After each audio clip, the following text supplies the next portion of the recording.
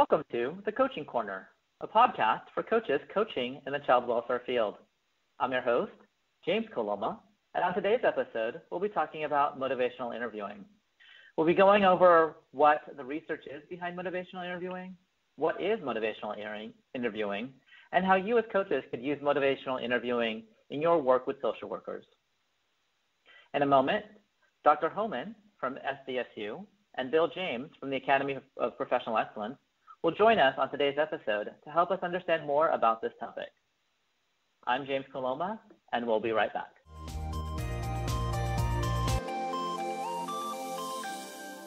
Welcome to the podcast, Dr. Hohman.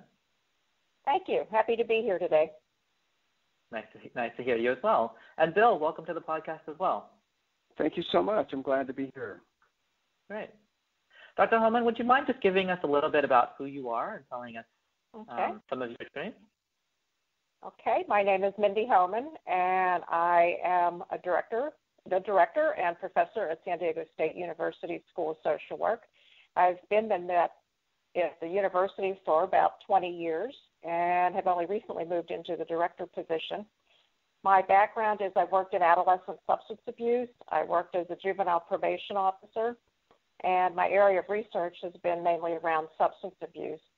I first became exposed to motivational interviewing about 15 years ago, maybe a little bit more than that, when I bought the first book written by Bill Miller and Steve Rolnick and started teaching it in my undergraduate social work practice classes as a skills, providing some skills training. And a few years ago, we converted the entire class into a semester-long motivational interviewing course, which we teach to both undergrads and to graduate students. For the graduate students, it's an elective.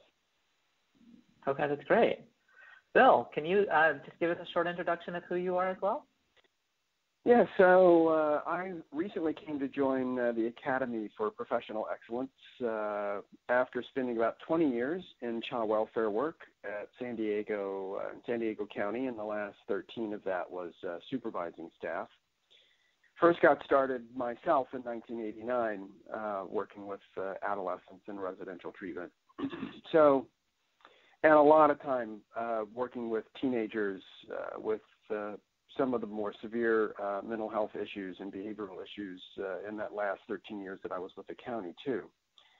I kind of caught the motivational interviewing bug in 2006 when I listened to a introductory lecture by Dr. Bill Miller. And I was convinced that the set of skills that comes with motivational interviewing would be a vast improvement over some of the confrontational interactions that I heard my workers having with both teenagers and adults in the families that they were working with. So, and I just found it to be a really useful set of skills and a really useful mindset to bring at work in working with families and, sometimes with other professionals, to be quite honest. Okay, great. Mindy, so what is motivational interviewing? Motivational interviewing is both a communication method and it can be a therapy. But it's used by so many different types of professionals that most of us think of it as mainly being a communication method. The goal of motivational interviewing is to engage and join with your client to understand his or her perspective on a situation or problem and to help guide them through their use of language around change into either being ready to address the problem or work on the problem or to participate in some other kind of therapy. But like Bill said, it is so closely aligned with skills and attitudes towards working with clients that many people find just so appealing. In fact, Miller says how people tell him that motivational interviewing sometimes finds them. The skills and the attitudes and the values are very closely aligned with social work values, and that's what drew me to it as well. So overall, it's a communication method where you focus on a target behavior that you're talking about with your client, and it's how you listen and respond to them, particularly around their language around change.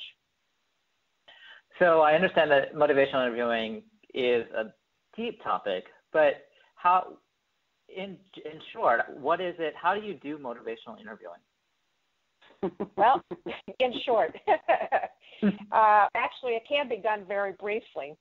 It is based on a spirit of MI, which is that we have a partnership and a collaborative stance with our clients, that we approach them with an attitude of acceptance and wanting to learn about them.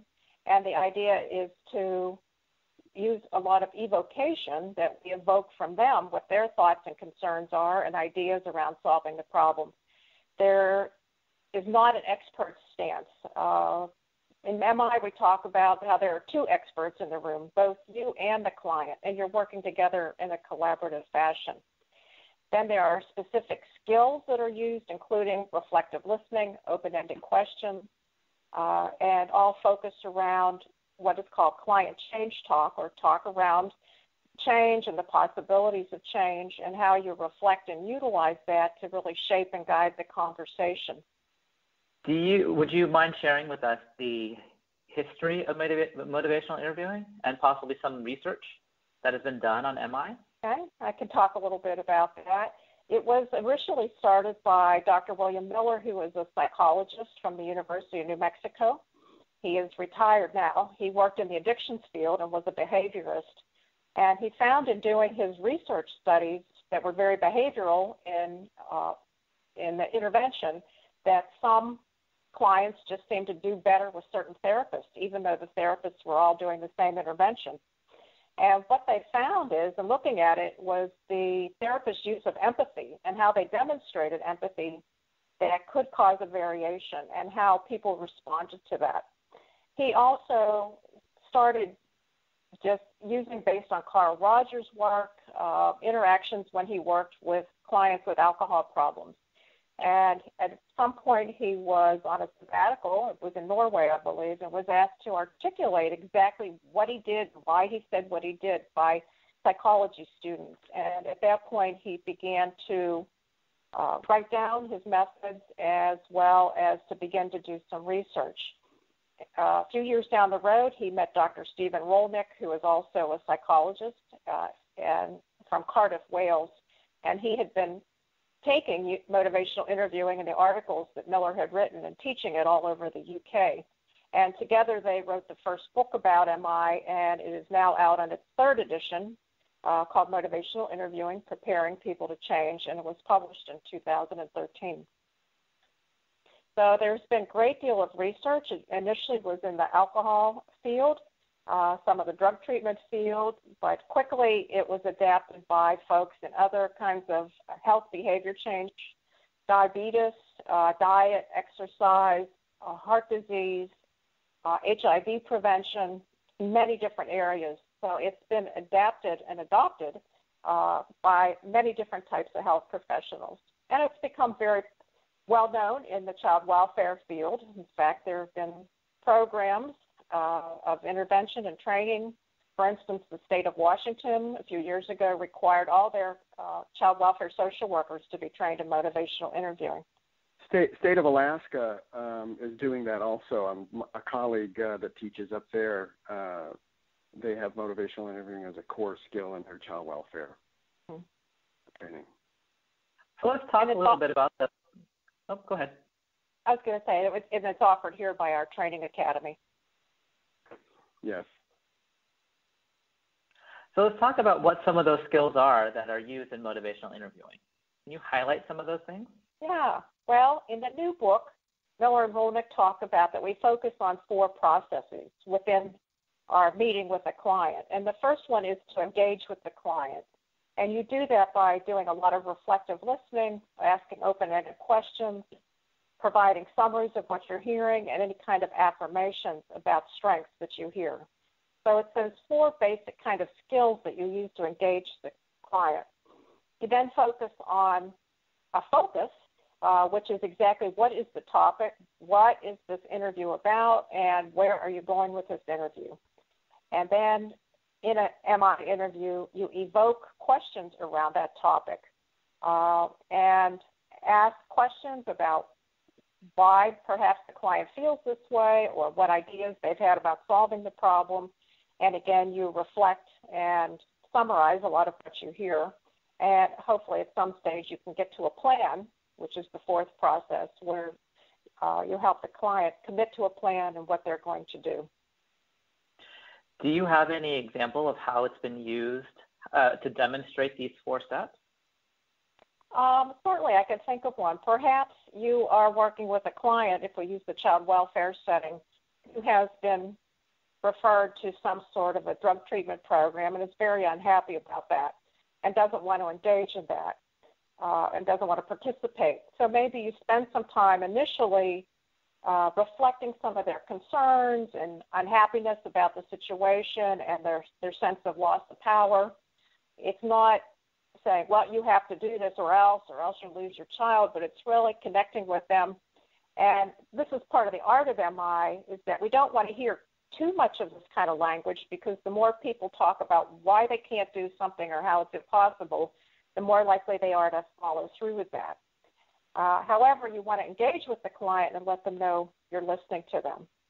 So then your focus would be talking about going to drug treatment, and then you might ask or evoke from the client what might be the benefits of going. If you were to go and to participate, how might this pay off for you?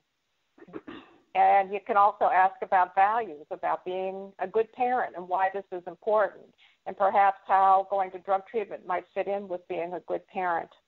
And hopefully at some point, you as you're summarizing and reflecting the language the client's using, they're hearing themselves talk and start to say, well, maybe this isn't such a bad idea. Okay, I will go look into this because I can see how this will be beneficial for me and my family. So another part, James, that I think is helpful to keep in mind is that, just like we talked in other podcasts about how there's a lot of discussion about trauma-informed practice in child welfare. And when you take the class, a lot of times there's not a lot of concrete recommendations on how to operationalize that. Well, so solution-focused interviewing, perhaps, or doing a mapping with the family, or sitting down and having children draw 3 houses. Those are ways to operationalize trauma-informed practice, right? Well, one of the schools of social work, I forget which one in Pennsylvania, I can get you the reference after the podcast, but they did a survey of what are the effective elements in social work interviewing. And they broke it down into forensic interviews, clinical or therapeutic interviews, and case management interviews, all as they relate to child welfare. And the one component that they found that made all 3 of those effective was creating an empathic space. Well, that sounds like a great thing to do. I mean, empathy is very important to helping anyone feel valued and like you're collaborating with them and things of that nature. Motivational interviewing, though, is the only set of concrete skills, besides just flat-out Rogerian person-centered therapy. Motivational interviewing takes those concepts of building empathy and working collaboratively with clients and has given us some concrete ways to do that with the rolling with resistance, with the active listening, with the reflective statements, and the ratio that they ask us to do. I mean, it's the only place where the treatment integrity tool rates the clinician that I've seen on how well they create an empathic space. So it's nice. It's a nice way to have concrete strategies for accomplishing a lofty goal. Where can people get more information about motivational interviewing and where can they build their skills? Well, the website is www.motivationalinterviewing.org, and that is a listing of resources, trainers, training events. There are many agencies offer training, as well as trainers offer their own training that you would have to pay for to go to. There are also many books. However, teaching oneself to do this by books has not been found to be very effective. what you really need to do is attend some training as well as then start to work with a coach. And if I can share this, that's how Bill and I met, was that he called me about being a coach for him, and he would send me audio tapes on the computer. He was very sophisticated with how to do that. And I would code them by the coding standards he had, was just talking about. And then we would discuss it and give him feedback, and he would target one skill perhaps that he wanted to work on. Now, granted, he was an easy student because he was doing a good job, but it was a very nice experience. And having coaching available helps people learn. And there are people in motivational interviewing. We have what's called the MI Network of Trainers, or MINT, who provide coaching services. Part of the difficulty in learning MI is you have to give up old skills. And when you're used to telling a client what to do and not taking the time to sit and listen or really respect their autonomy, that's a very important part of the spirit, which is to really ultimately realize even when they're under court order, they still can make their own choices. They may choose not to comply. And we know that that's sometimes a problem in child welfare because there is such a sense of urgency to try to get things done and get things done right away. But it's learning how to let go some of that and allow the client to take charge of the process, which can be a very frightening thing for many social workers. I can imagine. Bill, how would coaches use this information? How do you imagine them helping their people that they're working with? Well, so I'll start big and own it down to the micro. First of all, as an organization, the Academy is trying to help counties, large organizations, implement, say, some new practice strategy like safety organized practice or the KDA implementation, stuff like that. And what I think a lot of us forget is what we're asking for is institutional behavior change. And that's not easy for people to, but even those of us that are willing to consider changing our interview style or how we think through cases or stuff like that. I don't consider myself an early adopter necessarily in San Diego of safety organized practice. I was part of the early majority, perhaps, the people willing to work on it. But, it was a pain in the neck to make time to go over for coaching sessions and to make time to go learn how to map and put the effort into having my staff change how they interact with folks. So at a very high level, recognizing that not only are individuals resistant to behavior change, organizations also present with resistance to behavior change. And so as a coach, the last thing I want to do as a coach is to be a source of resistance, to be someone who's poking, the sleeping dragon and angering it so that it chomps my head off instead of considering the possibility of improving, practice. And so the whole mindset of motivational interviewing and the collaborative nature of working with a client works both at the macro level as kind of an attitude, but then at the individual level, it's an opportunity for me to use the listening skills and the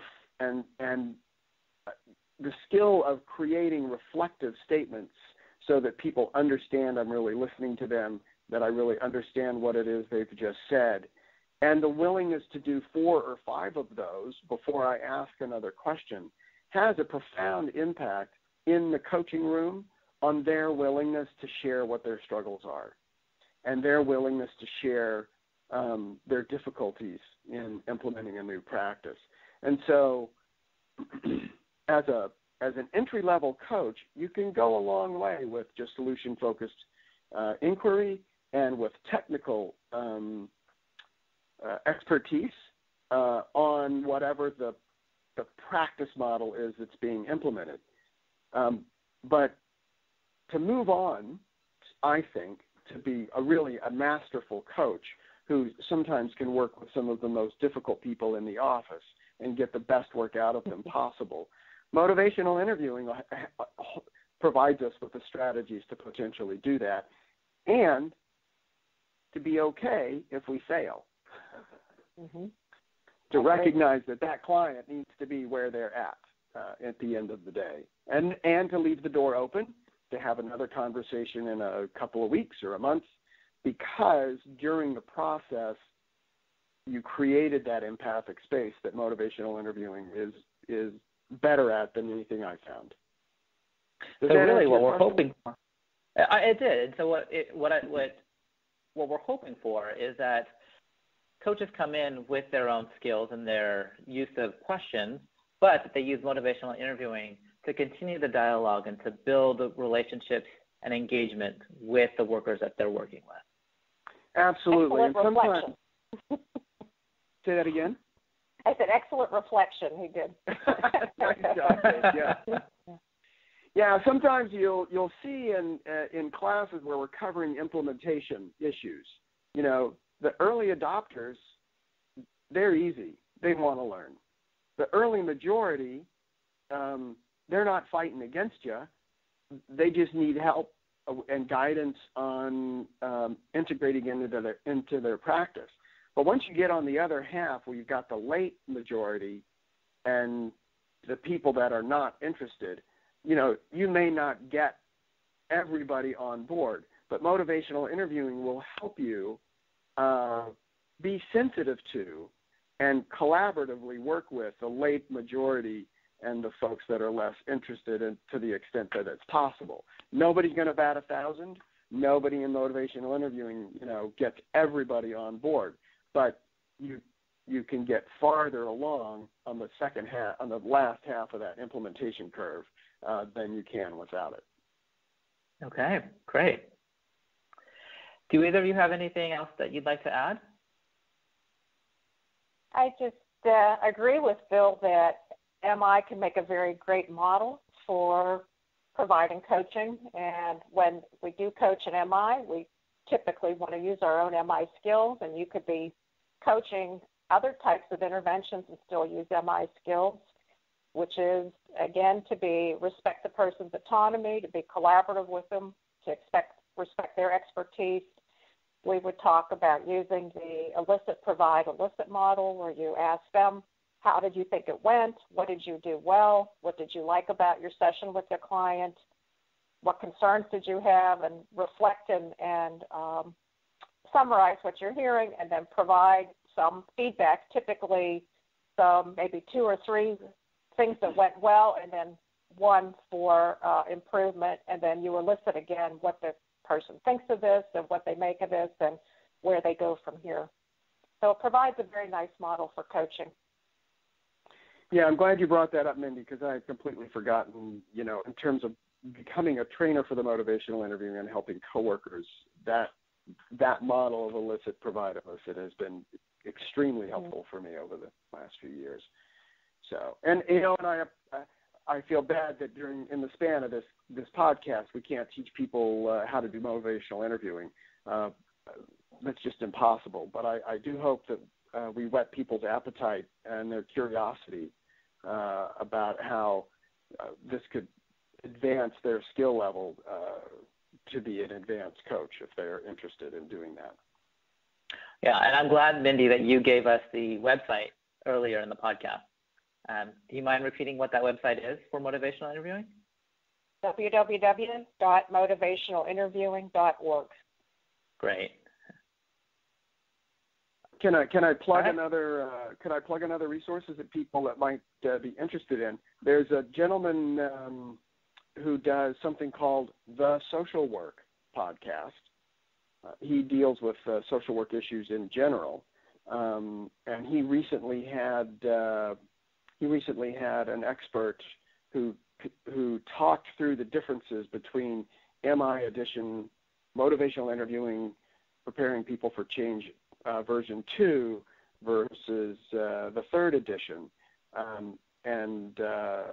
It was a very well guided discussion on like the current thinking in motivational interviewing, the latest advances, and how they're trying to teach the subject. And so if people were interested in some more of the technical aspects of motivational interviewing, that's a nice introduction. And what was that podcast one more time? It's complicated, right? It's the Social Work Podcast. Great name. And he hosted this guest, I'd say, within the last 6 months. So if you went to his website, it shouldn't be hard to find. So around, say, March of 2014. Yeah, I think so. Okay, great. Anything else to add? No, thank you for the opportunity. It's been a pleasure. It's been a pleasure. Thank you for sharing with all the information about motivational interviewing. All right, we'll be right back.